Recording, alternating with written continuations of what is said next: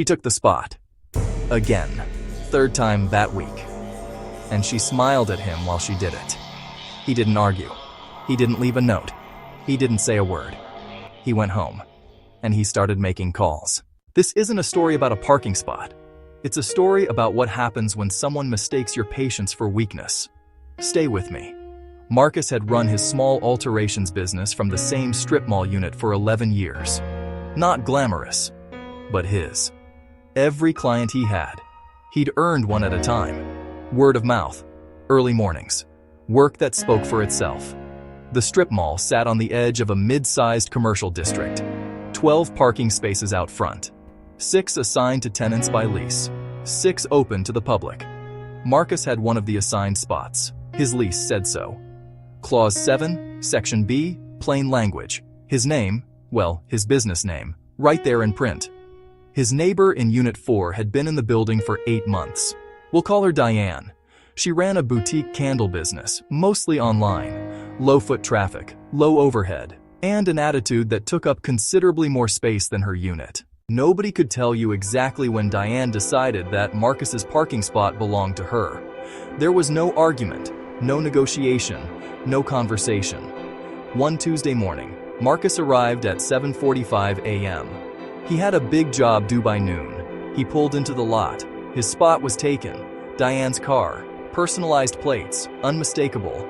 He assumed it was a mistake, gave her the benefit of the doubt. Parked in one of the open spaces, got on with his morning. Wednesday, same thing. This time he knocked on her door. Once, politely. Told her his lease assigned him that space. Showed her the spot number on the post. She looked at him, smiled, and said,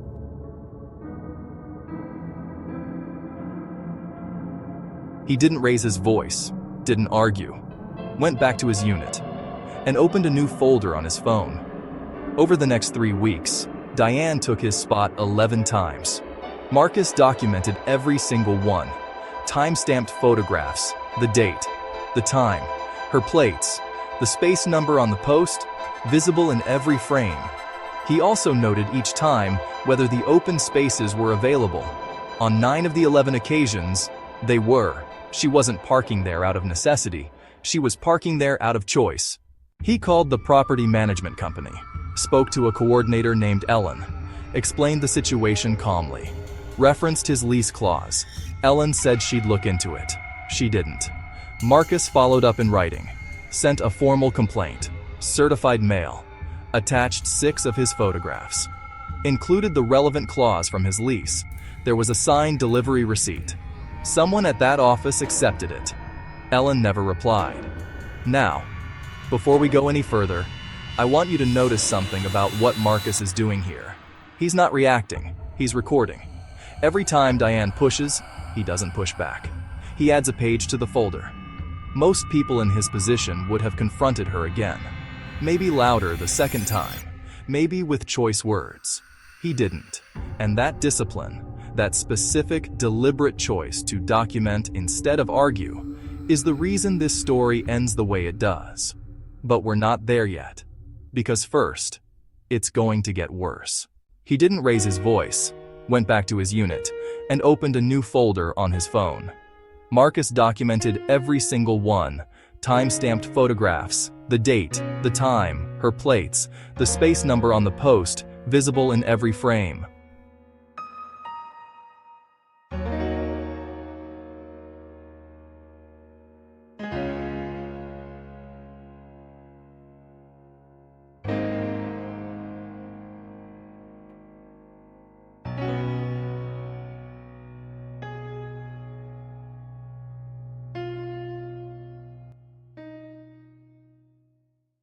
Marcus followed up in writing, sent a formal complaint, certified mail, attached 6 of his photographs, included the relevant clause from his lease. There was a signed delivery receipt. Someone at that office accepted it. Ellen never replied.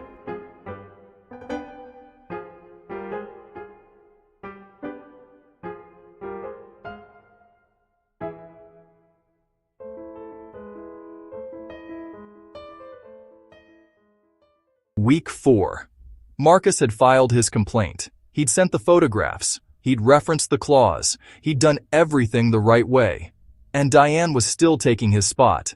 But something shifted that week. Not with Diane, with the property manager. Ellen, the coordinator who'd never replied to his written complaint, sent him an email. Not an apology. Not an update. A warning.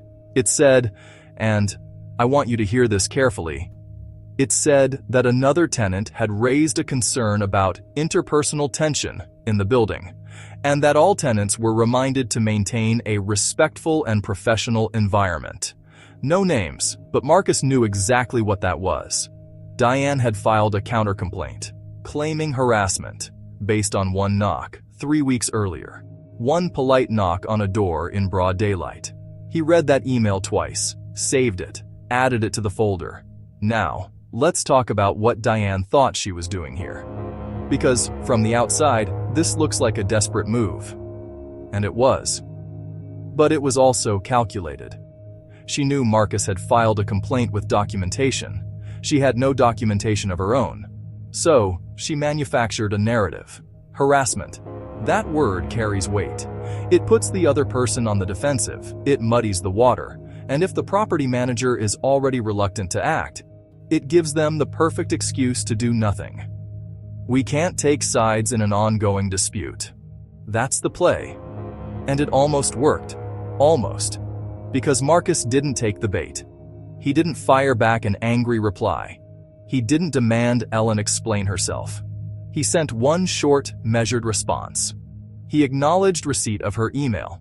He noted, politely, formally, that his original written complaint, sent by certified mail, had not received a response in over 3 weeks. He attached the delivery receipt. He asked, in writing, for a formal timeline of their investigation into his complaint. Then he signed off, professional, clean, and waited. Ellen didn't reply to that one either. Week 5. Marcus arrived on a Monday morning. His spot was taken. Again.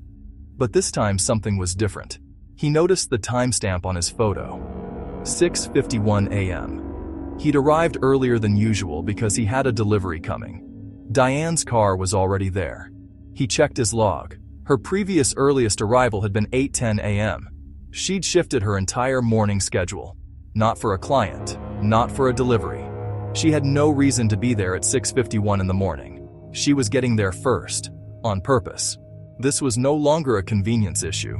This was a deliberate, sustained campaign to deny him access to something his lease guaranteed him. And it had been going on for 5 weeks. He mounted his phone on his dashboard that morning, set it to record on arrival, passive, automatic, every day. From that point forward, every time he pulled into that lot, his camera was running, the folder was getting heavy. Now I want to stop here and ask you something. Because at this point in the story, Marcus has solid documentation. He has a lease clause in his favor. He has photographic evidence. He has a paper trail showing the property manager failed to act. He has footage.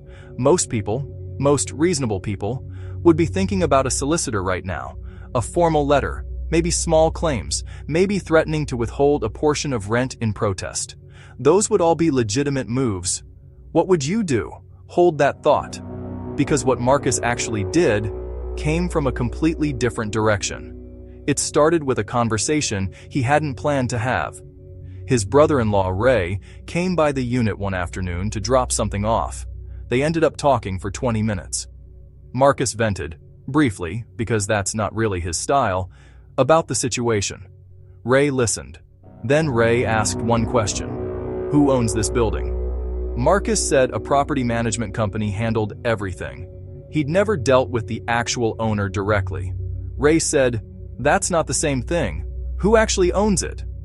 Marcus didn't know. He'd been in that unit 11 years and he'd never thought to ask. Ray pulled out his phone, looked up the land registry. Took him about 4 minutes. What he found was interesting. The building was registered to an estate.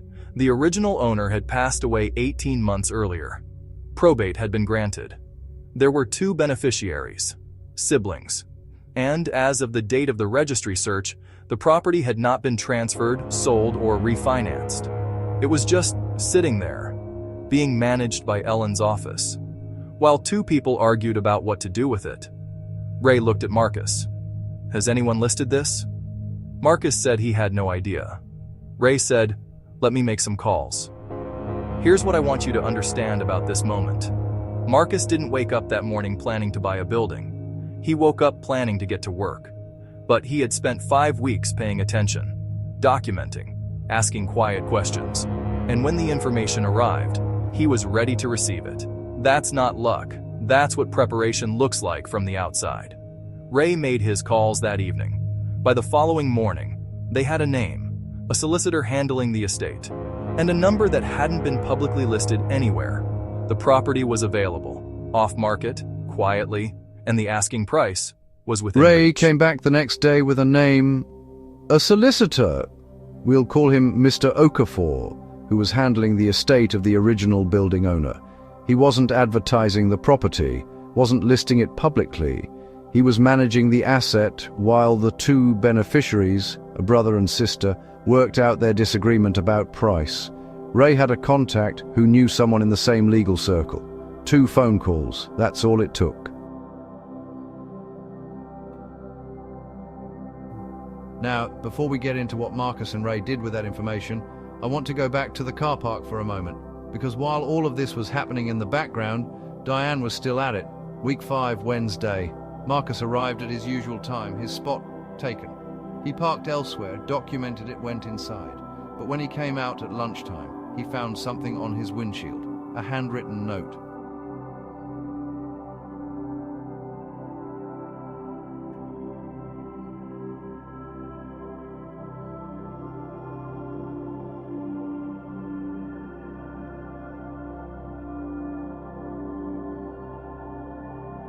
No signature, but the handwriting.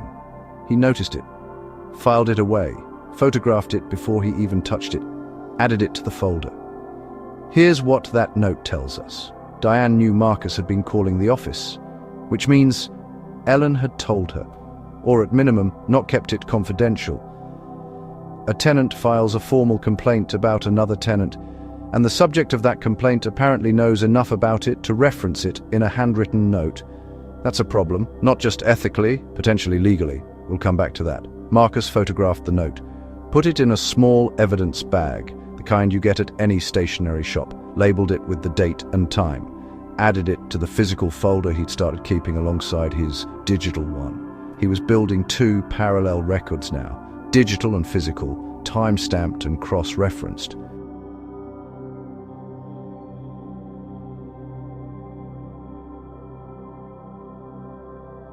Most people don't do this. Most people react. They confront, complain, escalate emotionally, and in doing so, they hand the other side ammunition. Every calm, documented response Marcus gave was a brick in a wall Diane couldn't see being built. That same week, Ray came back with the numbers. The asking price for the property, the full strip mall, land included, was higher than either of them could manage alone, but split between 2 people. With the right financing structure, it was possible. Ray had already spoken to a commercial mortgage broker he'd used before, a man named, we'll call him Dennis. Dennis ran the numbers, came back with 3 scenarios. All 3 worked, some better than others, but all viable.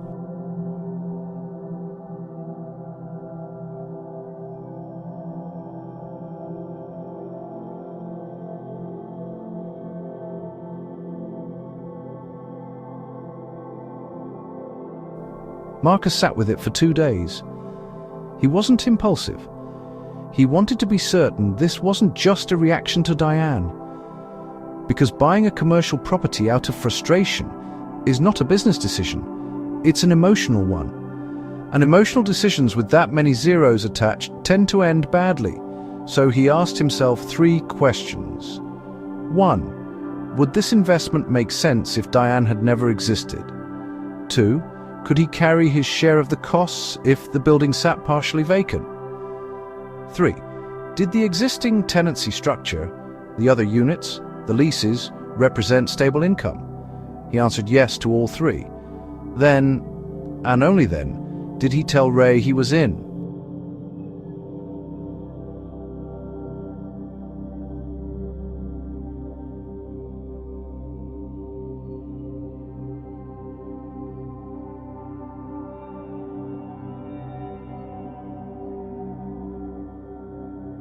They instructed a commercial property solicitor, separate from Mr. Okafor, who represented the estate. We'll call her Ms. Adeyemi. She reviewed the title, the existing leases, the planning permissions, the management contract with Ellen's office. It took her 4 working days to come back with a full report. The report contained several things worth noting. The building was structurally sound, no major issues outstanding. The title was clean, probate had been fully granted. Both beneficiaries had legal capacity to sell. The existing tenant leases, 6 units in total, were all standard commercial agreements. Most had between 8 and 18 months remaining. 2 tenants had renewal options built into their leases. Marcus was one of them. Diane was not.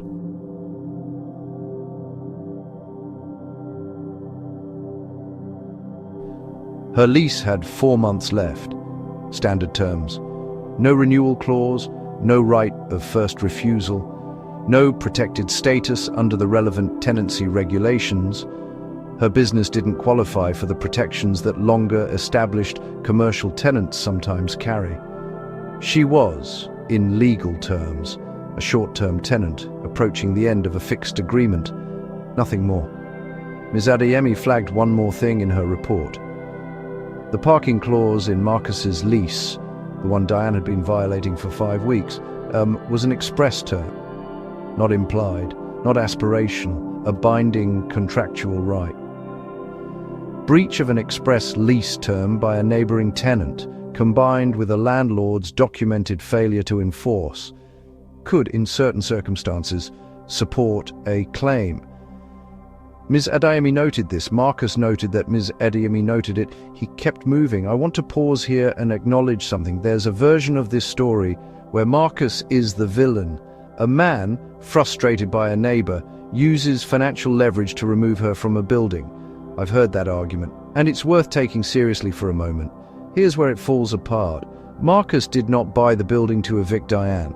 He bought the building because it was a sound investment that he and his brother-in-law had been casually discussing for 2 years. The opportunity arose because Diane's behavior prompted a question: who actually owns this place? And that question led to information that anyone could have found with 4 minutes and a land registry search. He didn't manufacture the opportunity, he noticed it. And when the legal process of ending her tenancy came, and it came through proper channels, correct notice, correct timeline, correct documentation, that's not revenge, that's consequence.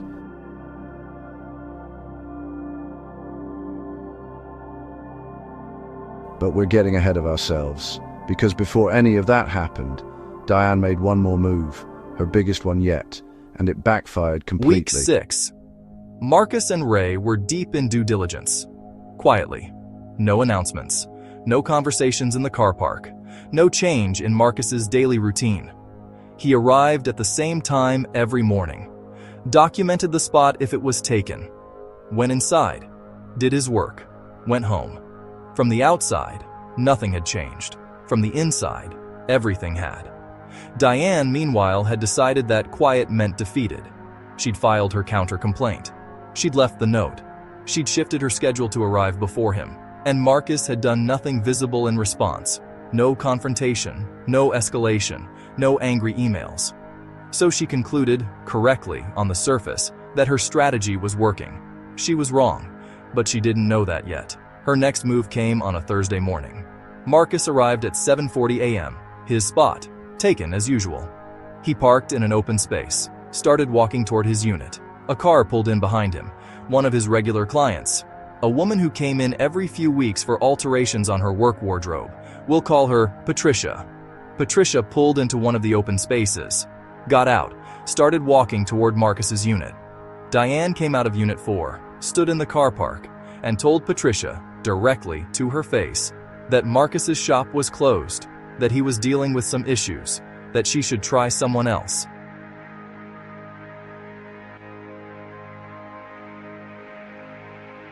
Patricia looked confused, looked at the unit, could see the lights were on inside, looked back at Diane. Diane shrugged, went back inside. Patricia knocked on Marcus's door anyway, told him what had just happened, word for word. Marcus thanked her, served her, did the alterations, and when Patricia left, he sat down and wrote everything she'd told him in his log. Date, time, what was said, by whom, to whom. He asked Patricia, politely, if she'd be willing to write a short statement confirming what she'd witnessed. She said yes. The folder got heavier. Now, what Diane did to Patricia has a name. Depending on jurisdiction and circumstances, deliberately misdirecting a customer away from an active business can constitute tortious interference. That's a legal concept worth understanding. Tortious interference, in plain language, is when someone intentionally disrupts your business relationships or contracts without legal justification. It's not just rude, it can be actionable. Marcus now had a documented incident, supported by a willing witness, of Diane actively attempting to divert his clients, combined with the lease violations, the counter-complaint with no supporting evidence, the handwritten note, the failure of the property manager to act. He was building something that went well beyond a parking dispute. He had the foundation of a civil case. If he ever chose to use it, he didn't need to. But Diane didn't know that, and he still hadn't raised his voice once. Meanwhile, the due diligence on the property was nearly complete. Ms. Adeyemi had one outstanding query with the estate's solicitor, a question about a historic planning application on the rear section of the lot. A minor point. It was resolved within 48 hours. The title was clean. The structure was sound. The leases were reviewed. The financing was arranged. Ray said, "We're ready to make an offer." Marcus said, "Not yet." Ray asked why. Marcus said he wanted to do one more thing first. He went back through every piece of correspondence he'd had with the property management company, every email, every call log, every certified mail record, and he wrote a final formal letter to Ellen's office. Not angry, not threatening, just a clear, documented record of every unresolved complaint, every ignored communication, every instance of documented lease breach, with a closing line that said, "I am writing to confirm that these matters remain unresolved and that I reserve all rights available to me as a tenant under the terms of my lease and applicable law." He sent it certified mail, kept the receipt, added it to the folder. Then he called Ray. "Now we're ready. I want to take a moment here, because there's a lesson sitting right in the middle of this story that has nothing to do with parking spots or property purchases. It's about the difference between reacting and positioning. Diane reacted. Every move she made was a reaction to the previous moment. The counter-complaint, a reaction to his formal complaint. The note, a reaction to his calls to the office. The early arrivals, a reaction to his documentation. The client misdirection, a reaction to his continued presence. Each reaction was impulsive. Each one left a mark in someone else's record. Marcus positioned. Every move he made was in service of a future outcome he'd already identified. Document, verify, consult, confirm, then act. He never moved until the ground was solid beneath him. That discipline, in a dispute, in a business, in any situation where someone is pushing against you, is the difference between winning and just fighting. The offer went in on a Friday afternoon. Mr. Okafor, the estate's solicitor, received it before close of business. By Monday morning, there was a response. The beneficiaries wanted to discuss terms. The discussion took 4 days. On the 5th day, the offer was accepted. The offer was accepted on a Thursday. Marcus and Ray didn't celebrate. They went back to work. There were conditions to satisfy, a survey to finalize, financing to confirm, contracts to exchange. Ms. Adeyemi told them to expect 4 to 6 weeks before completion, standard for a commercial transaction of this size. They said fine. They kept their heads down. Marcus still arrived every morning at the same time, still documented the spot when it was taken, still said nothing to Diane. He had now been in this situation for 7 weeks, and for 7 weeks she had no idea what was happening in the office of Mr. Okafor 3 miles away. During those 4 weeks of conveyancing, 2 more things happened in the car park. The first was minor but telling. Marcus arrived one morning to find his assigned space empty. First time in weeks. He parked there, went inside. 20 minutes later, Diane knocked on his door. First time she'd ever done that. She said, and I want you to hear this carefully, she said she'd been thinking about things, that the parking situation had gotten out of hand, that maybe they could come to some kind of arrangement. Marcus looked at her. He said, I think everything will sort itself out in due course. Nothing more. No warmth, no hostility. Just that one sentence. He closed the door.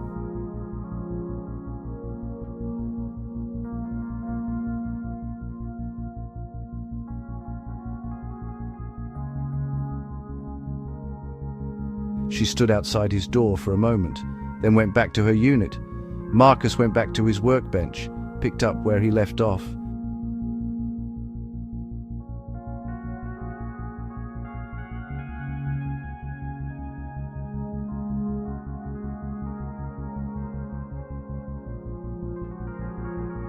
The second thing happened 10 days later. Diane sent an email to the property management company, to Ellen, asking about the renewal process for her lease. She wanted to know what she needed to do to extend her tenancy when the current term expired.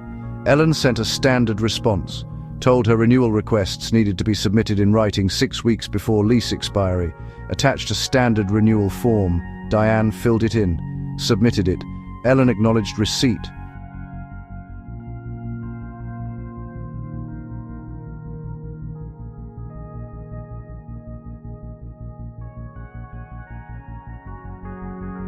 What nobody told Diane, because at this point nobody at the management company knew either, was that the renewal request she'd just submitted was going to land on a desk that no longer belonged to Ellen's office.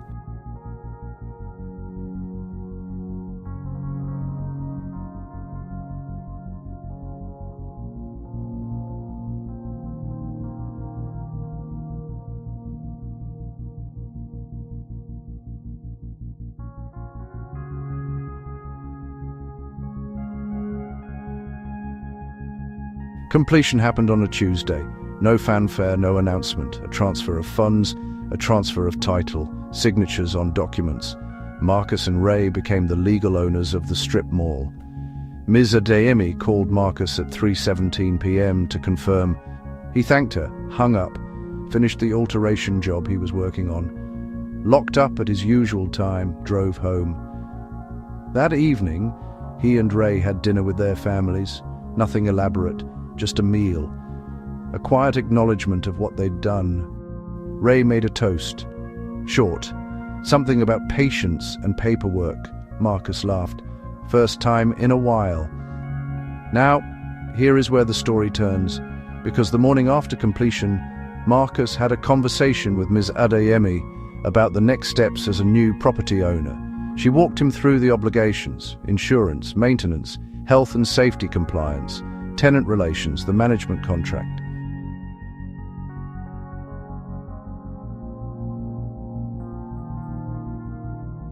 Marcus asked about the management contract with Ellen's office.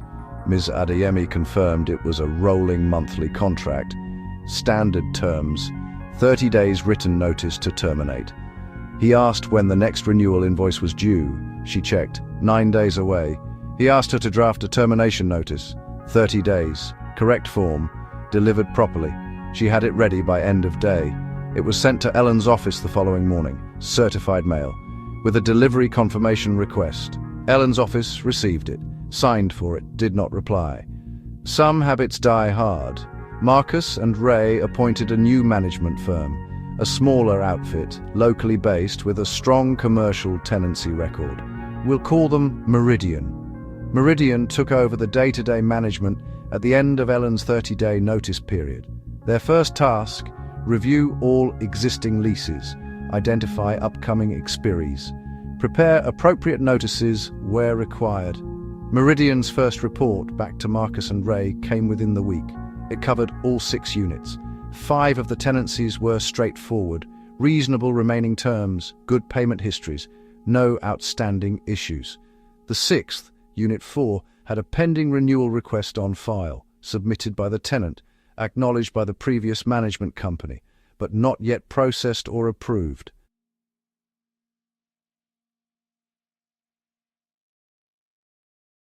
Meridian asked Marcus and Ray how they wanted to handle it. Marcus said, "What's the remaining term on that lease?" Meridian said, 6 weeks. Marcus said, "We'll need to review the full tenancy history before making any decision on renewal." Meridian said they'd compile a complete file. Marcus said, "I already have one."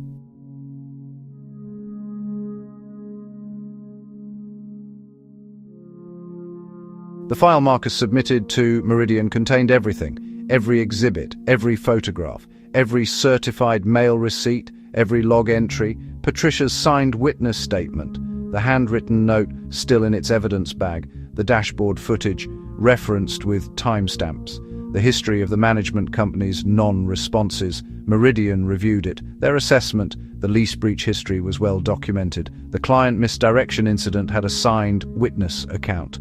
The counter-complaint had no supporting documentation on record.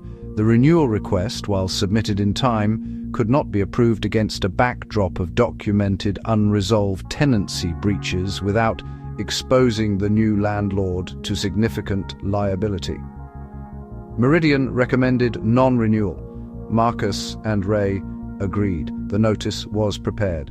Correct form, correct timeline.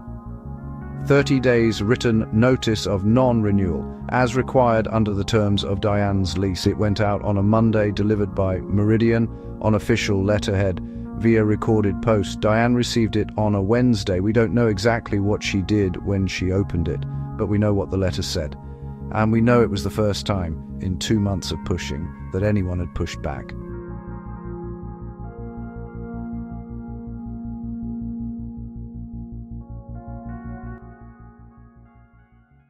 Diane's response to the non-renewal notice came 4 days after she received it, not to Marcus directly, not to Meridian, to a solicitor.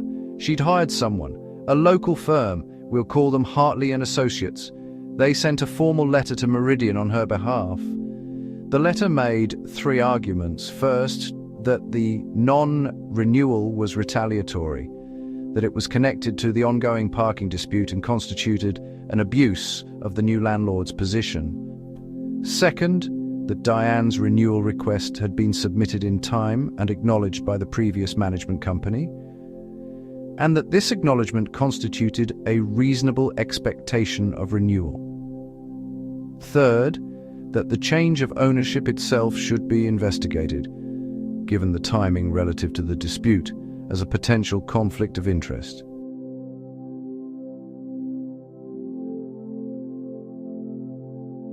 Hartley and Associates requested a meeting. They asked Meridian to suspend the non-renewal notice pending that meeting. Meridian forwarded the letter to Ms. Adeyemi. Ms. Adeyemi read it, called Marcus, said, "This is standard pushback. Don't be alarmed. Let me respond." Ms. Adeyemi's response was measured, thorough, and it dismantled all 3 arguments with considerable precision. On the first argument, retaliation, she noted that the non-renewal was issued on the recommendation of the new management company, following a review of a documented tenancy breach history. That history predated the change of ownership. It was compiled independently, and it was supported by photographic evidence, a signed witness statement, and a documented record of the previous landlord's failure to enforce the lease terms. Non-renewal based on documented breach is not retaliation, it's consequence. On the second argument, the acknowledged renewal request, Ms. Adeyemi was equally direct. Acknowledgement of receipt is not approval. It is not an agreement to renew. It is not a binding commitment. The renewal form itself, the standard form that Ellen's office had sent Diane, contained a clause in plain language. Submission of a renewal request does not guarantee renewal and is subject to landlord approval. Diane's own solicitor had apparently not read that clause, or had read it and hoped Marcus's solicitor hadn't. On the third argument, the conflict of interest allegation, Ms. Adeyemi addressed it in a single paragraph. Marcus had been a tenant in the building for 11 years. His lease, including the parking clause, was a matter of public record within the tenancy. His decision to purchase the property was made through proper legal channels, with independent advice in an arm's-length transaction with an estate's solicitor. There was no conflict of interest, there was an opportunity. He took it, legally.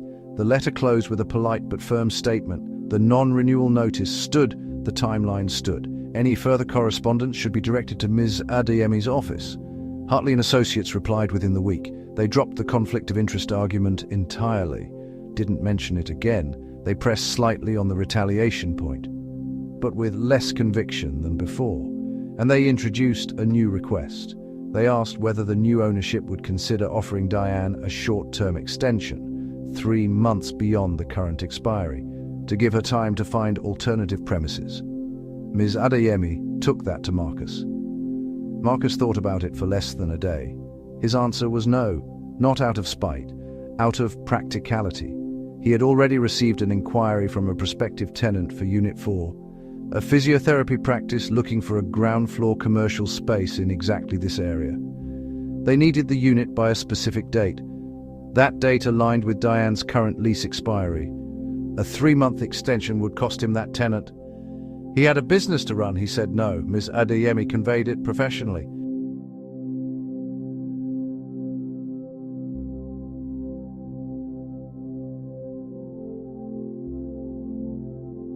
Hartley and Associates sent one more letter after that. It was shorter than the others. It acknowledged the non-renewal. It requested confirmation of the exact vacate date and asked for a standard checkout procedure to be arranged. No more arguments, no more allegations, just the practical business of leaving. Ms. Adeyemi confirmed the vacate date, arranged the checkout through Meridian, standard procedure, professional throughout. The legal back and forth had lasted 18 days, from Diane's first solicitor's letter to the final confirmation of the vacate date. 18 days. Marcus had spent those 18 days serving clients, finishing jobs, parking in his assigned space every morning, because Diane had stopped taking it the day after she received the non-renewal notice. She never took it again. I want to take a moment here and look at this legal exchange honestly, because Diane's solicitor wasn't entirely wrong to raise those arguments. The retaliation argument, in a different set of circumstances, could have had merit.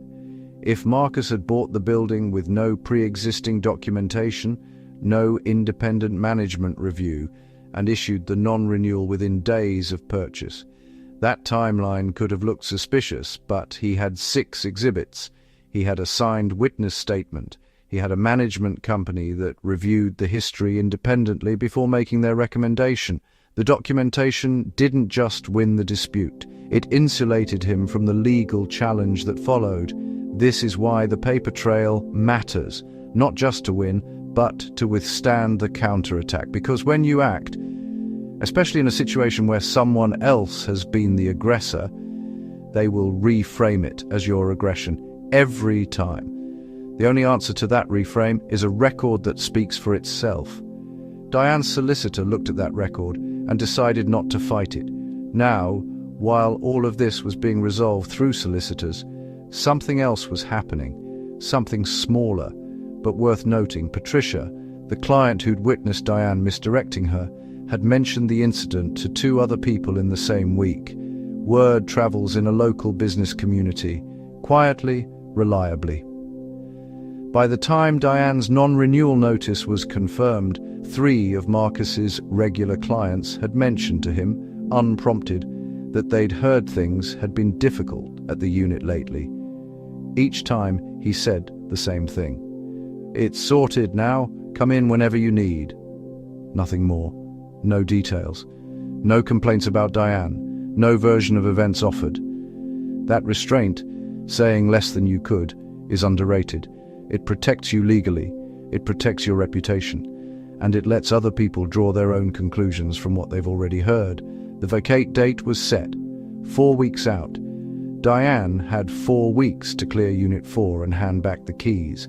Marcus had 4 weeks to prepare the unit for its new tenant, the physiotherapy practice. They'd already signed a heads of terms agreement.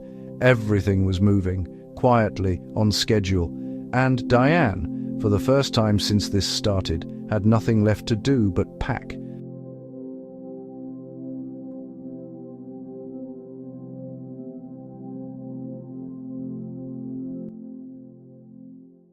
The 4 weeks before Diane's vacate date passed without incident. No more notes on windshields. No more early arrivals. No more redirected clients. No more emails to Ellen's office, which, by this point, was no longer managing the building anyway. Just silence, and the quiet business of packing up a unit you never thought you'd have to leave.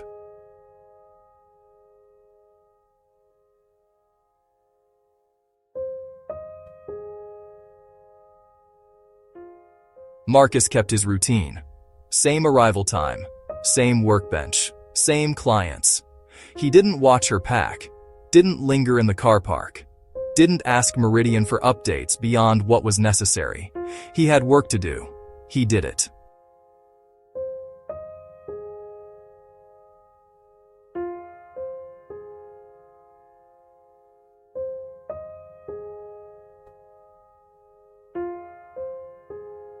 The checkout happened on a Thursday morning. Meridian sent a representative, we'll call him Daniel, to conduct the standard inspection of Unit 4.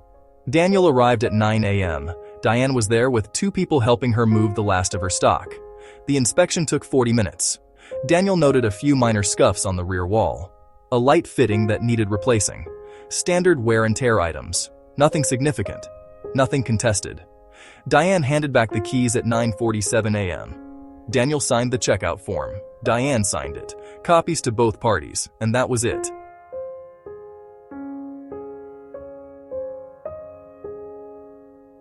No argument, no scene, no final words in the car park. Diane walked to her car, parked for the first time in months in one of the open spaces, and drove away. Marcus was inside his unit the whole time. He heard none of it. He found out the checkout was complete when Daniel sent a brief message to Meridian, and Meridian forwarded it to him at 10:15 a.m. He read it, nodded, went back to work.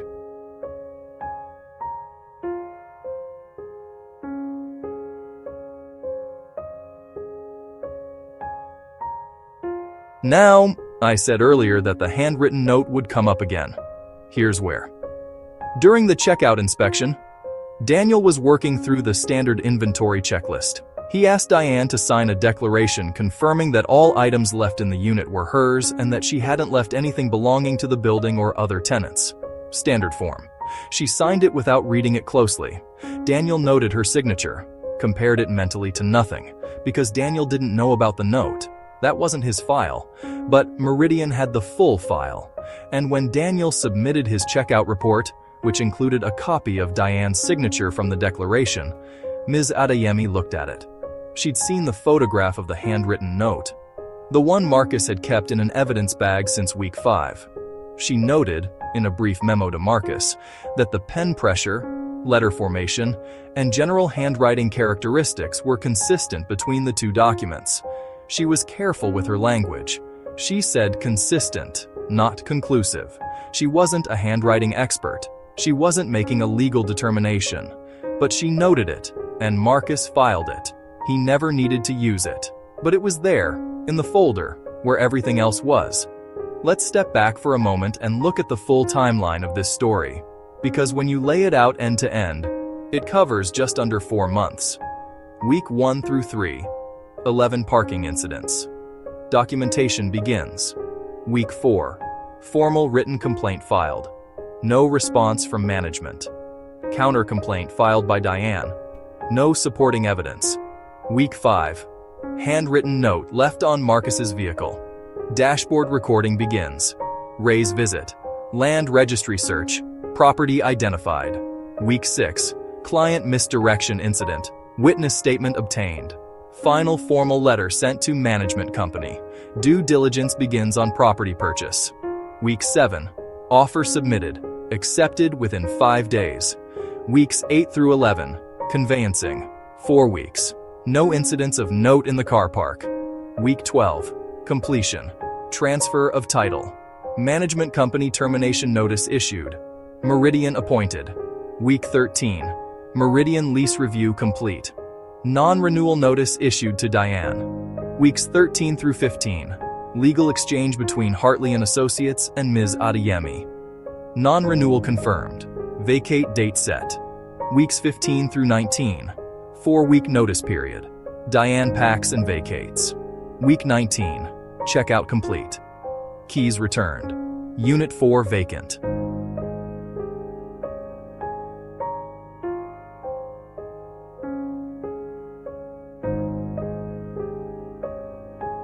"4 months. From the first stolen parking space to an empty unit and a new tenant waiting to move in. And in those 4 months, Marcus raised his voice exactly 0 times. Here's what I want you to understand about the legal and ethical shape of this story. Because it would be easy and wrong to reduce it to man gets revenge by buying building. That's not what happened. What happened is this. A tenant had a contractual right violated, repeatedly, knowingly, by someone who assumed there would be no consequence. That tenant documented the violations methodically, sought advice, identified a legal remedy through proper channels. And when an adjacent opportunity arose, one that made independent financial sense, he pursued it through correct legal process. The outcome, Diane's non-renewal, was not engineered as punishment. It was the natural result of her own tenancy record being reviewed by a new owner who happened to have first-hand knowledge of that record. She created the file. He just kept it. Now, is there an element of poetic justice here? Of course there is. That's why this story exists. But poetic justice built on a foundation of proper process is categorically different from retaliation. And that distinction, in any legal, ethical, or professional context, is everything. There are 2 things left to cover. The first is what happened after Diane left. Specifically, what the new tenancy looked like and what it meant for Marcus's business long-term. The second is what Diane did next. Because she didn't disappear quietly. Not entirely. There was one more moment, and it tells you everything you need to know about why documentation is the only language some people finally understand. 3 days after Diane vacated Unit 4, she posted online, not on a major platform, a local community forum. The kind of place where people complain about bin collection and ask for recommendations for plumbers. She didn't use Marcus's name, she didn't use her own, she didn't reference the building directly. But she described the situation, in her version of it. A small business owner, herself, forced out of her premises by a vindictive landlord who had a personal grudge against her. She described the parking dispute, briefly, framing it as a minor disagreement that had been blown out of proportion. She described the purchase of the building as a targeted move designed specifically to remove her. She asked the community for advice on whether she had any recourse.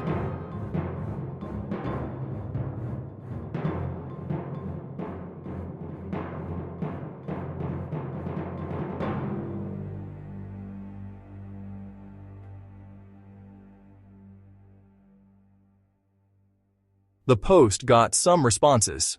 Sympathetic ones mostly. A few people suggesting she contact a tenancy advice service. One person recommending a different solicitor. Nobody who read it had any reason to doubt her version. They only had one side.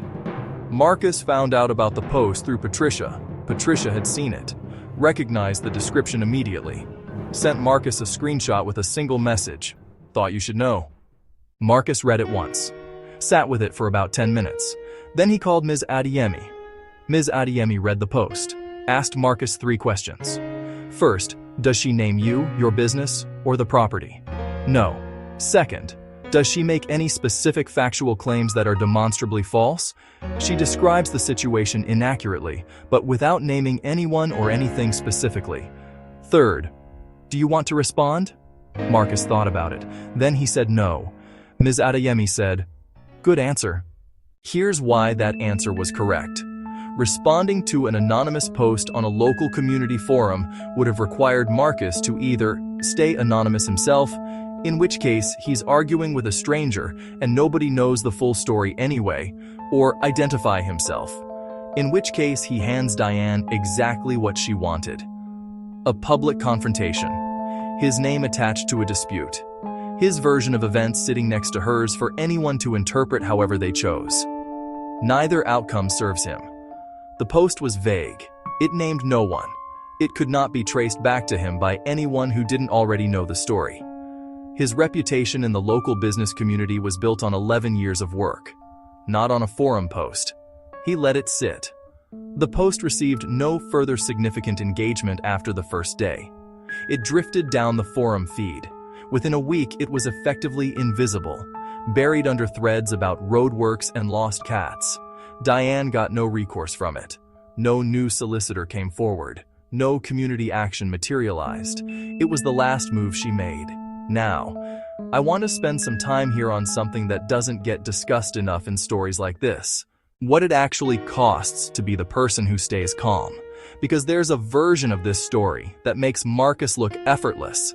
Methodical man outsmarts chaotic neighbor. Clean, satisfying, done. But that's not the full picture.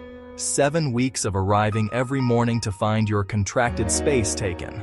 7 weeks of documenting instead of arguing. 7 weeks of phone calls that went unanswered and emails that disappeared into silence. That is not effortless.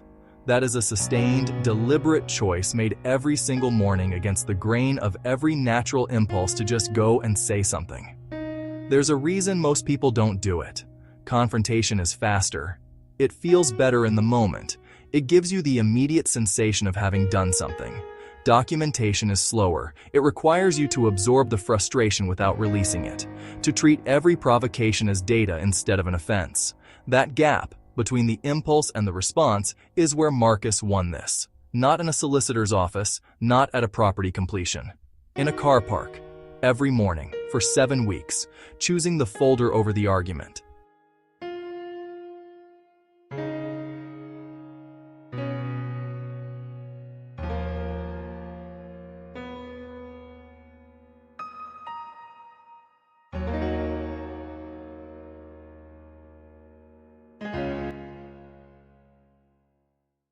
Six weeks after Diane vacated, the physiotherapy practice opened in Unit 4.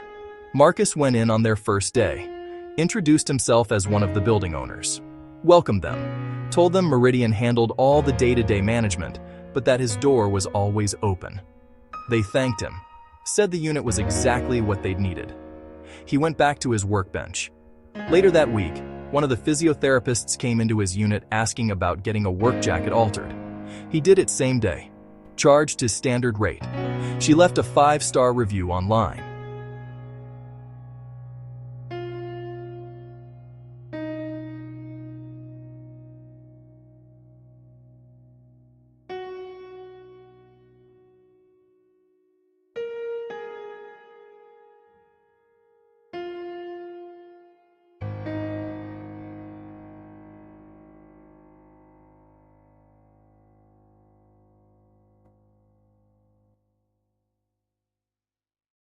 Ray's assessment of the investment, 6 months after completion, was that the rental income from the 6 units was covering the mortgage comfortably with a modest surplus. Not life-changing money, not yet, but stable, growing.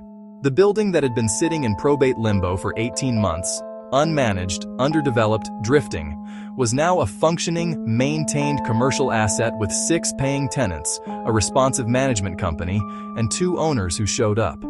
Marcus's alteration business, the one he'd been running for 11 years, continued exactly as before. Same clients, same hours, same workbench. Except now, he owned the floor beneath it.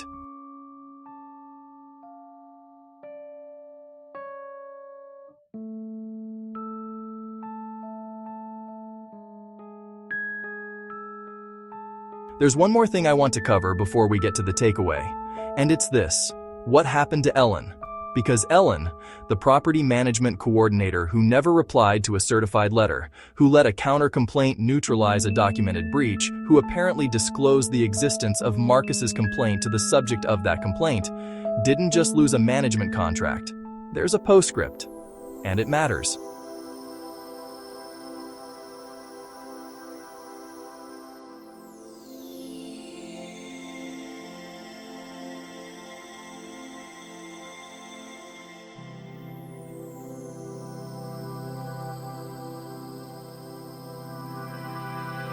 Ellen.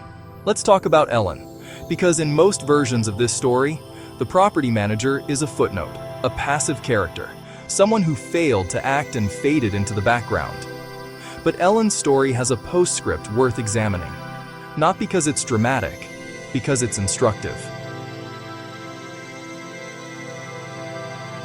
When Meridian took over management of the building, they conducted a full audit of the property records, standard procedure for any incoming management firm. They reviewed maintenance logs, payment histories, correspondence files, insurance documents, compliance certificates.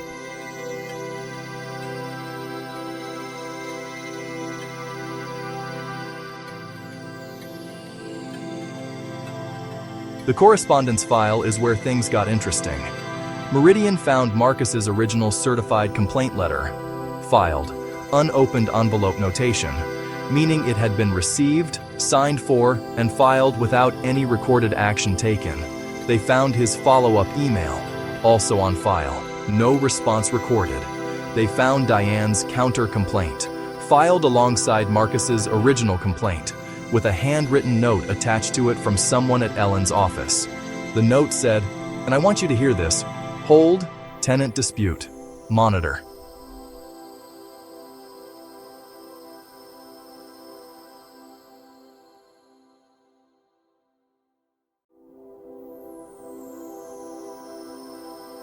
Hold, monitor, not investigate, not enforce, not respond.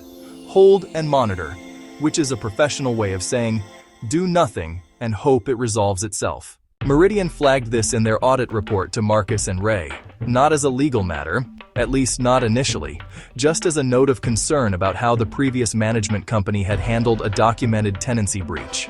Ms. Adeyemi reviewed the audit report.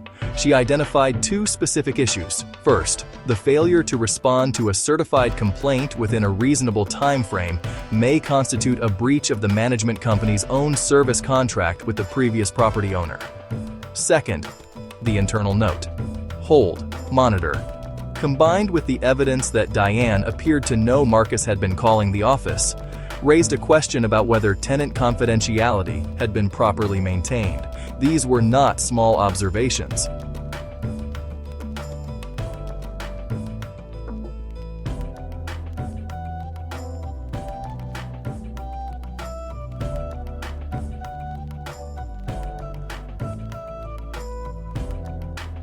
Ms. Adeyemi wrote to the estate's solicitor, Mr. Okafor, on behalf of Marcus and Ray.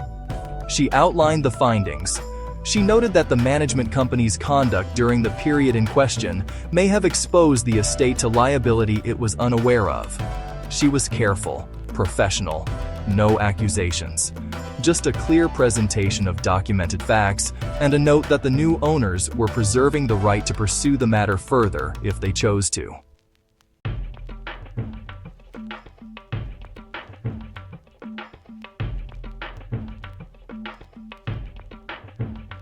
Mr. Okafor responded within the week. He thanked Ms. Adeyemi for bringing it to his attention, said he would be reviewing the management company's conduct in relation to their contractual obligations to the estate. He added, carefully, that the estate had been unaware of the documented tenancy breach history or the management company's failure to act on it. That was a significant statement. It meant the previous owner, or rather the estate acting in the owner's place, had been kept in the dark about an ongoing contractual violation in one of their own units for months.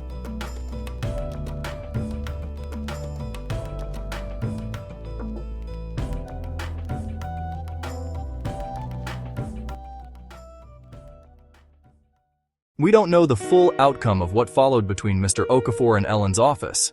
That correspondence was between the estate and the management company. Marcus and Ray were not party to it. What we do know is this: Ellen's office did not receive a new management contract from any party connected to this transaction, and within 3 months of Meridian's audit report, Ellen's office closed.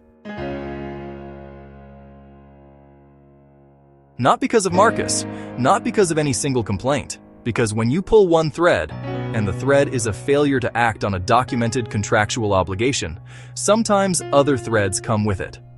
I want to be precise about something here. I am not saying Ellen's office closed because of this situation. I don't know that. Nobody outside those conversations does. What I am saying is this: The audit that exposed Ellen's conduct was a direct consequence of the management change. The management change was a direct consequence of the property purchase. The property purchase was a direct consequence of Marcus asking, quietly, methodically, the right questions at the right time. Every domino in this sequence was set in motion by one tenant who decided to document instead of argue. That is not revenge, that is consequence following cause in an unbroken chain.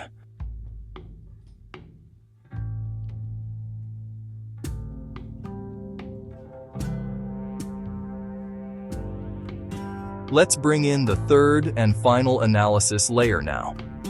Because we've covered the legal trap Diane walked into, we've covered the 3 mistakes that built her downfall. Now let's cover how the paperwork actually won. This is the part of the story that people remember least but matters most. Because the dramatic version of this story is about a man who bought a building. The real version is about a man who kept a folder. Here is how the paperwork won. Step 1. Every incident was documented before any action was taken. Not after, before. This matters because documentation created after a dispute is always weaker than documentation created during it. Contemporaneous records, records made at the time of the event, carry significantly more weight in any formal or legal context. Marcus never documented in retrospect. He documented in real time, every time. Step 2. Every communication was in writing, and every piece of writing was preserved. Phone calls leave no record. Emails leave a record. Certified mail leaves a record with delivery confirmation. Marcus used the phone once, his first call to Ellen. After that, everything went in writing.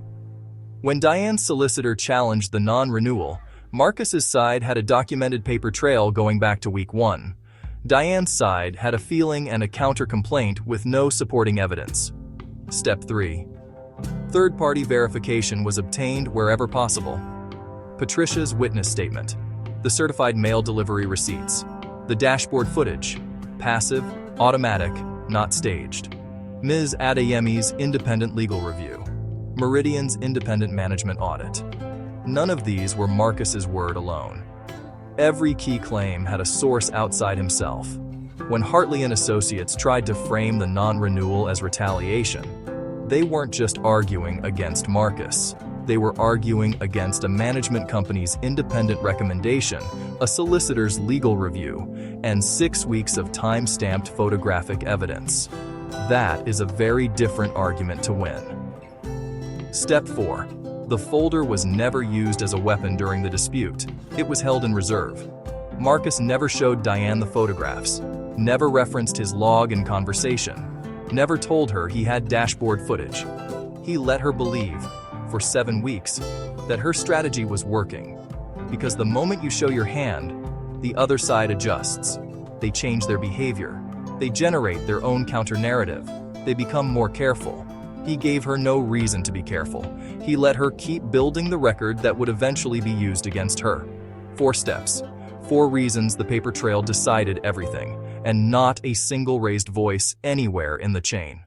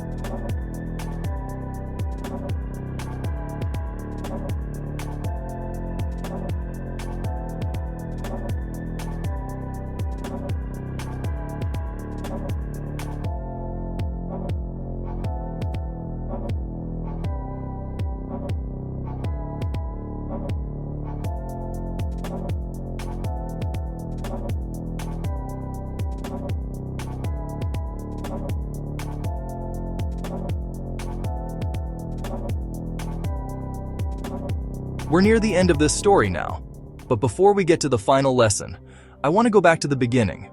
Not to recap, to reframe.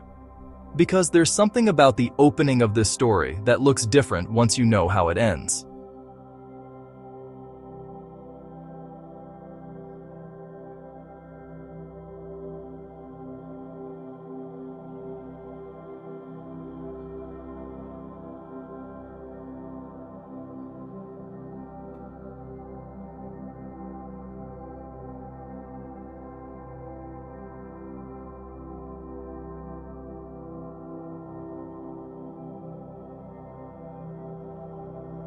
That first Tuesday morning, Marcus arriving at 7:45 a.m., his spot taken. Diane's personalized plates, unmistakable. In that moment, Marcus had no idea this would become a 4-month situation. He had no plan, no strategy, no folder. He had an inconvenience and a choice about how to respond to it. He chose to document. Not because he saw what was coming, because documentation was simply his instinct when something felt wrong. 11 years of running a small business teaches you that instinct. When a supplier doesn't deliver, you write it down. When a client disputes an alteration, you have the original measurements on file. When something goes wrong, you want a record. Marcus didn't build the folder because he was planning to buy a building. He built it because that's what careful people do when something starts to feel deliberate.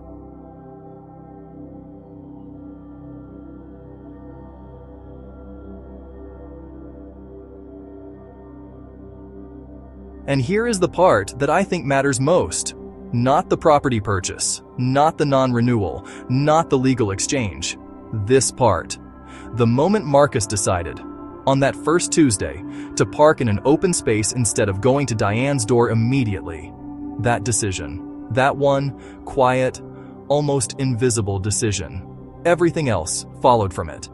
Because if he'd gone to her door on day one, angry, demanding, reactive, she would have had something to work with. A witness account of an aggressive neighbor. A version of events where he was the aggressor. The counter-complaint would have had substance. Instead, he gave her nothing. One polite knock. 3 weeks later, documented. And every move she made after that happened in the absence of any provocation from him. Which meant every move she made was entirely her own.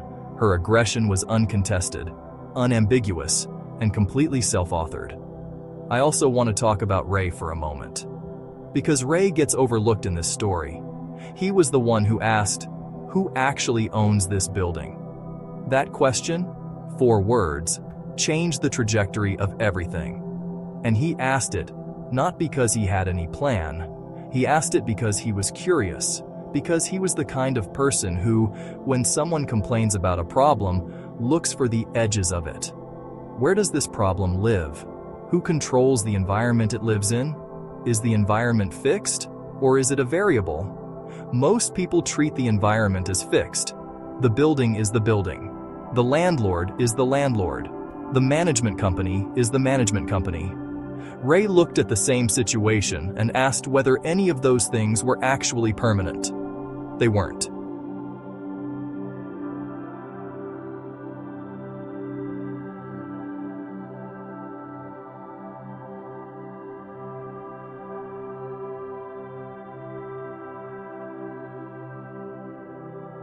That's a different way of thinking, and it's worth borrowing. There's a question I want to address directly now, because every time a story like this gets told, someone asks it. Was this fair? Diane lost her business premises. She'd been there 8 months. She had a candle business. She wasn't a violent person. She wasn't a criminal. She was difficult, entitled, and persistent. But she was, in the end, just a person who behaved badly and didn't anticipate the consequences. So was it fair? Here's my answer. Fairness isn't a fixed point. It's a relationship between actions and outcomes.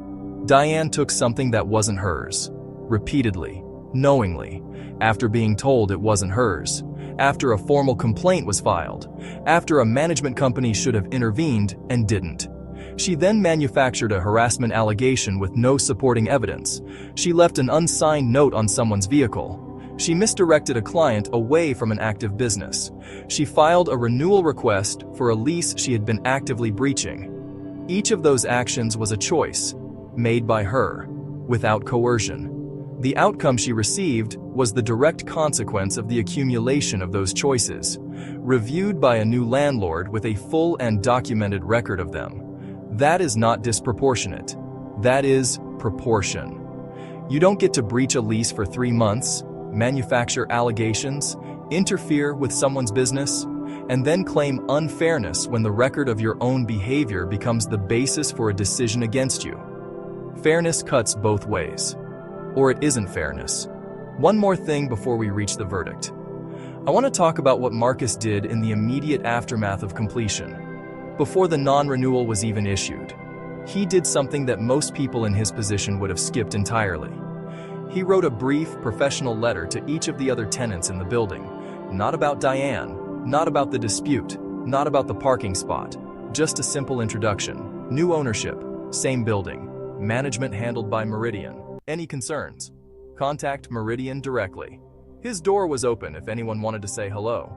4 of the 5 other tenants responded within the week. A cafe owner in Unit 1 who'd been waiting 8 months for a maintenance issue to be addressed, reported it to Meridian on the same day she got the letter. It was fixed within 10 days. A accountancy firm in Unit 6 who'd been overpaying on a service charge due to a billing error by the previous management, received a corrected invoice and a credit note. Small things, but they set a tone. The building had a different atmosphere within a month of the ownership change, not because of anything dramatic, because someone was paying attention.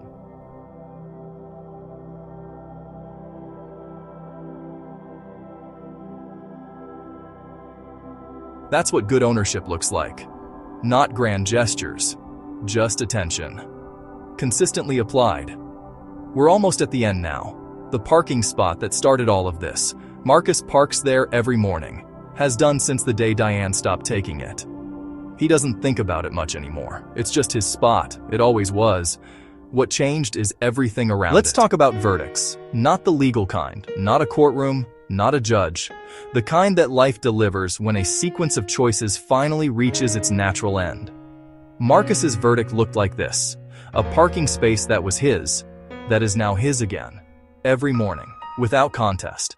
A business that continued without interruption through 4 months of sustained provocation. A building he part owns, generating stable income, professionally managed, with 5 tenants who received better service in the first month of new ownership than they had in the previous year.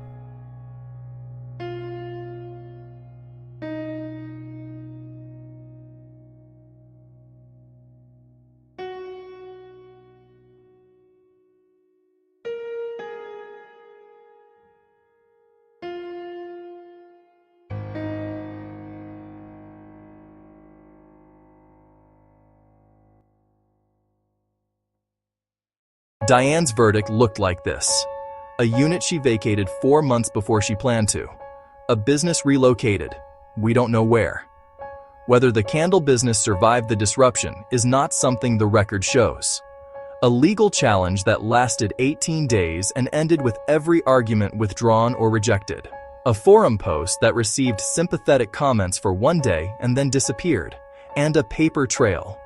One she created herself, choice by choice, over 19 weeks, that told a story she could not rewrite once it was written. I don't take pleasure in that outcome. I want to be clear about that. This story is not told because Diane deserved to suffer.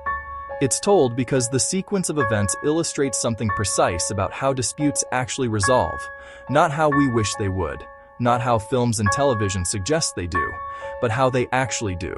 When one person stays methodical and the other stays reactive.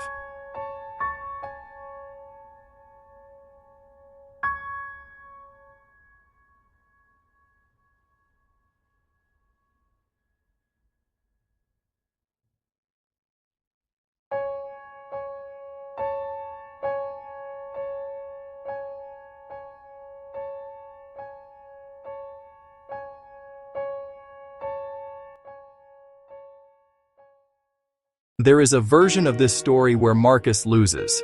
It's worth spending a moment there. If Marcus had confronted Diane loudly on day one, her counter-complaint has substance. The harassment allegation carries weight. The property manager has genuine reason to treat both parties as equally problematic. The documentation never gets started because the confrontation poisons the record. If Marcus had responded to the handwritten note with one of his own, the paper trail goes both ways. His credibility as the measured party is compromised. If Marcus had mentioned the property purchase to anyone before completion, Diane finds out. She has time to prepare. She consults a solicitor earlier. She generates her own documentation. She potentially challenges the sale itself on conflict of interest grounds. And while that argument ultimately fails, it costs time, money, and stress. If Marcus had responded to the forum post, his name gets attached to a public dispute. Clients see it. The story gets muddier. Diane gets the confrontation she was looking for. Every single one of those scenarios was available to Marcus. He walked past all of them. Not because he was cold, not because he didn't care, because he was playing a longer game than any of those moves belonged to.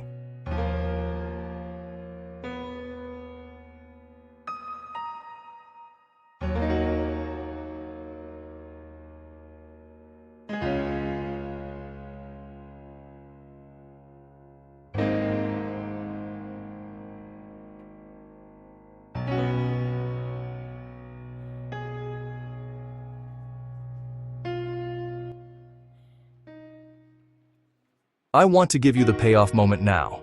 The one that doesn't appear in any legal document. Not in the folder. Not in any correspondence.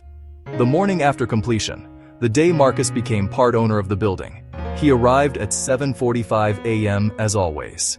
His spot was empty. He parked there, got out of the car. He stood in the space for a moment. Just stood there, looking at the building, his unit, the other units, the lot. The marker post with the space number he'd photographed 11 times in 3 weeks. He didn't pump his fist, didn't make a call, didn't take a photo. He stood there for maybe 10 seconds. Then he went inside and started work. That moment, that quiet, private 10-second moment, is the real payoff. Not the legal victory, not the non-renewal, not the folder. Just a man standing in a space that was always his, knowing now, completely, permanently, that no one was ever going to take it again. Now, before the final lesson, I want to give you the 3 things this story gets right that most people in the same situation get wrong. Not because Marcus was exceptional, because he was consistent. Thing 1, he never made it personal, even though it was personal. Every communication he sent was professional in tone. Referenced facts, referenced documents, referenced clauses. Not feelings, not grievances, not history. When you make a dispute personal, you invite the other side to make it personal back, and personal disputes are messy, unpredictable, and almost impossible to win cleanly. Factual disputes have a record. Records can be read. Records can be judged. Records hold. Thing 2. He never moved faster than his evidence. Every action he took came after documentation, not before. He didn't complain to the property manager until he had 6 incidents photographed. He didn't send the certified letter until he had 11. He didn't engage a solicitor until he had a specific transaction to pursue. He didn't issue the non-renewal until Meridian had independently reviewed the file. Each step was built on the step before it. Solid ground every time. Thing 3. He let the other side underestimate him. This is perhaps the most underrated thing in the entire story. Diane underestimated Marcus because Marcus let her. He gave her nothing that suggested he was anything other than a quiet man in a small unit who'd been inconvenienced and was too passive to do anything about it. She stopped looking for what he might be doing because she thought she already knew. The most dangerous position in any dispute is invisible momentum. Marcus had it for 7 weeks before she had any idea it existed. 3 things. Impersonal, evidence-led, invisibly building. Those 3 things, applied consistently, can resolve almost any dispute in favor of the person who uses them. Not quickly, not dramatically, but completely. 3 things. Impersonal, evidence-led, invisibly building.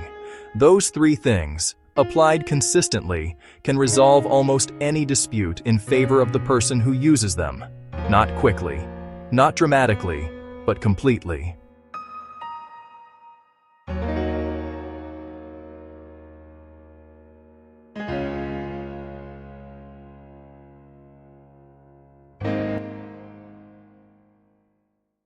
Let's talk about verdicts.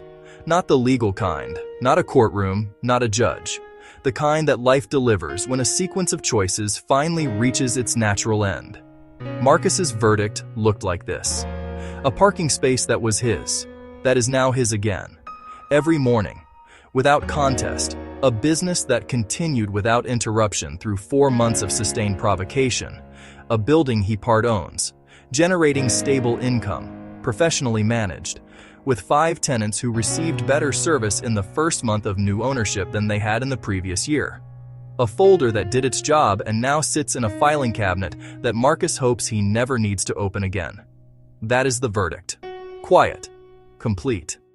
Built piece by piece over 19 weeks without a single moment of public drama. Diane's verdict looked like this. A unit she vacated 4 months before she planned to.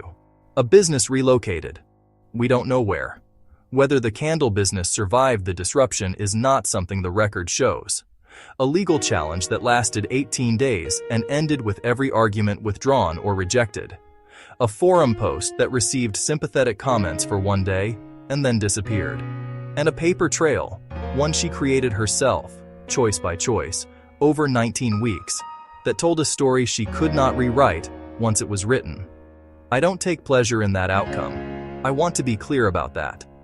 This story is not told because Diane deserved to suffer. It's told because the sequence of events illustrates something precise about how disputes actually resolve. Not how we wish they would, not how films and television suggest they do, but how they actually do, when one person stays methodical and the other stays reactive. There is a version of this story where Marcus loses. It's worth spending a moment there.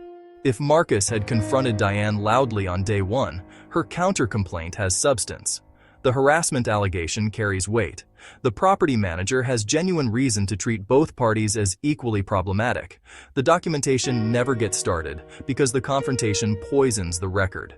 If Marcus had responded to the handwritten note with one of his own, the paper trail goes both ways. His credibility as the measured party is compromised. If Marcus had mentioned the property purchase to anyone before completion, Diane finds out. She has time to prepare. She consults a solicitor earlier. She generates her own documentation. She potentially challenges the sale itself on conflict of interest grounds. And while that argument ultimately fails, it costs time, money, and stress. If Marcus had responded to the forum post, his name gets attached to a public dispute. Clients see it. The story gets muddier. Diane gets the confrontation she was looking for. Every single one of those scenarios was available to Marcus. He walked past all of them. Not because he was cold, not because he didn't care, because he was playing a longer game than any of those moves belonged to. I want to give you the payoff moment now. The one that doesn't appear in any legal document. Not in the folder, not in any correspondence. The morning after completion. The day Marcus became part owner of the building. He arrived at 7:45 a.m. as always. His spot was empty. He parked there, got out of the car. He stood in the space for a moment. Just stood there, looking at the building, his unit, the other units, the lot. The marker post with the space number he'd photographed 11 times in 3 weeks. He didn't pump his fist, didn't make a call, didn't take a photo. He stood there for maybe 10 seconds. Then he went inside and started work. That moment, that quiet, private 10-second moment, is the real payoff. Not the legal victory, not the non-renewal, not the folder. Just a man standing in a space that was always his, knowing now, completely, permanently, that no one was ever going to take it again. Now. Before the final lesson, I want to give you the 3 things this story gets right that most people in the same situation get wrong, not because Marcus was exceptional, because he was consistent. Thing 1. He never made it personal, even though it was personal. Every communication he sent was professional in tone.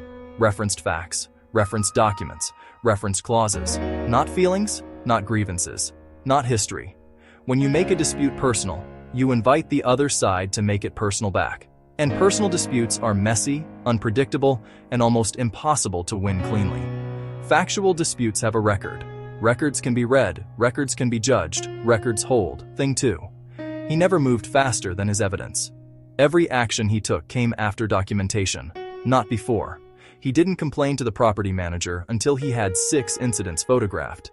He didn't send the certified letter until he had 11. He didn't engage a solicitor until he had a specific transaction to pursue.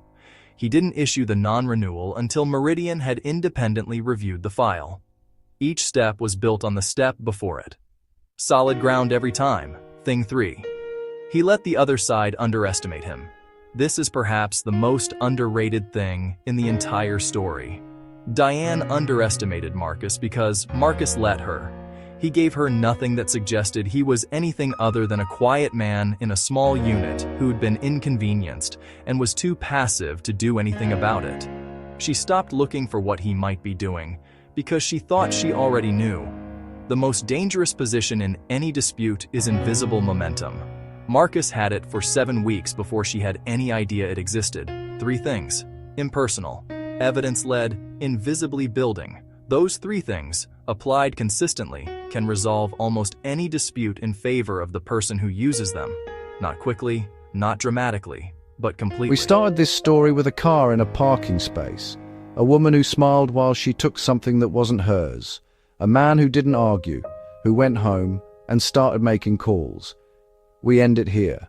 Not with a dramatic moment, not with a courtroom scene, not with a confrontation in the car park where someone finally says the thing they'd been holding for months.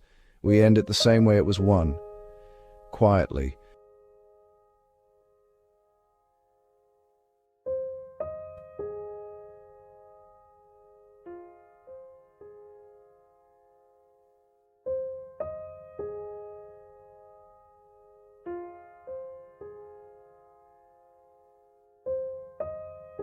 Here is the final lesson of this story, and I want to give it to you straight, without dressing it up. Most disputes are not won by the loudest person. They are not won by the most aggressive person. They are not won by the person who sends the most emails or makes the most threats or posts the most about it online. They are won by the person who builds the most complete picture of what actually happened, and then lets that picture do the work.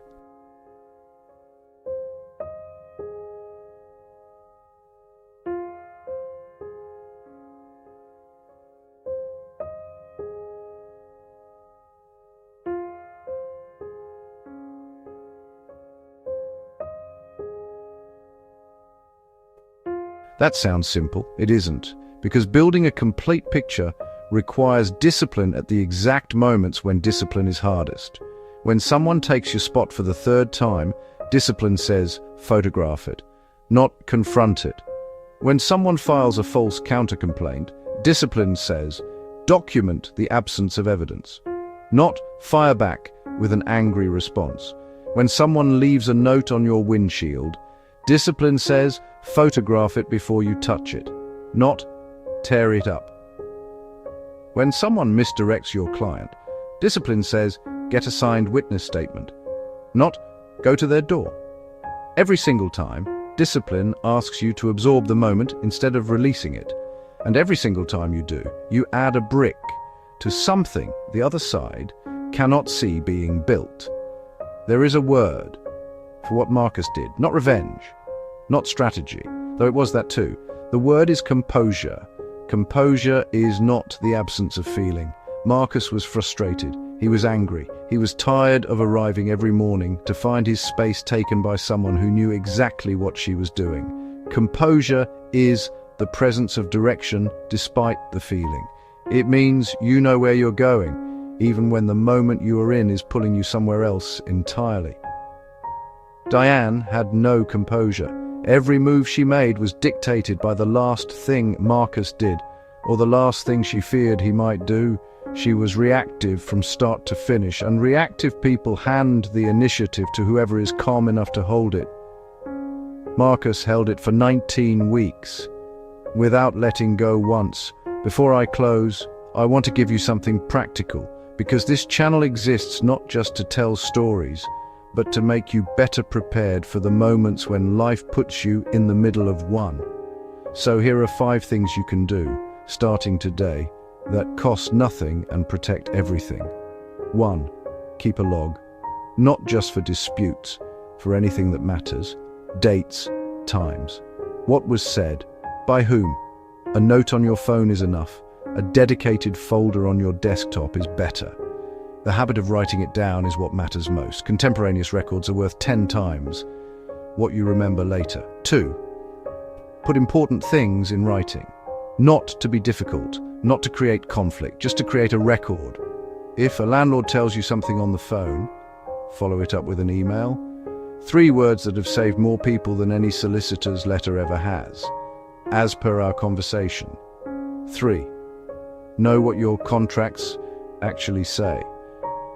Not a general sense of them, the actual words, the actual clauses, the actual rights they give you and the obligations they place on others. Marcus knew his lease clause by heart. That knowledge was the foundation of everything that followed. Most people never read their contracts fully. The people who do are rarely the ones who lose. 4. Get independent advice before you act, not after, not during, before. A single conversation with a solicitor, a citizen's advice service, a professional in the relevant field can tell you whether the ground you're standing on is solid before you put your full weight on it. 5. Play the long game.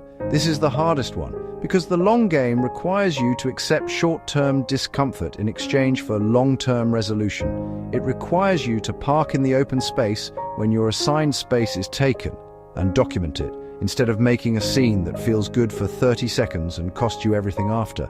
5 things. None of them dramatic, all of them available to anyone in any dispute right now. One last thing. I want to come back to Diane, not to criticize her further. She made her choices. The record reflects them. That chapter is closed. I want to come back to her because there is something in how she behaved that is worth recognizing, not in her, but in ourselves. Because the impulse that drove Diane, the sense that the rules applied to everyone else, that her needs outweighed the documented rights of her neighbor, that she could manufacture a narrative to replace a record she didn't like. That impulse is not unique to her. It lives in varying degrees in most people under sufficient pressure or entitlement. The question is not whether we feel it, the question is what we do with it. Diane acted on it, every time, without restraint, without considering what she was building against herself. The lesson is not, be more like Marcus and less like Diane. The lesson is, when you feel that impulse, the one that says, I need this more than they do, the one that says the rules don't quite apply here, the one that says they won't push back. Pause. Ask what you are about to add to someone else's folder, because somewhere, in some situation, someone is always taking notes. And the folder always gets opened eventually. If you've ever dealt with someone who took what was yours and smiled while they did it, hit like so more people find this story. Now, tell me in the comments, would you have built the file like Marcus did and played it out completely? Or would you have paid or walked just to make it stop? There is no wrong answer. I genuinely want to know. And if you want the next Paper Trail win story, subscribe. I put these out regularly. You won't have to wait long.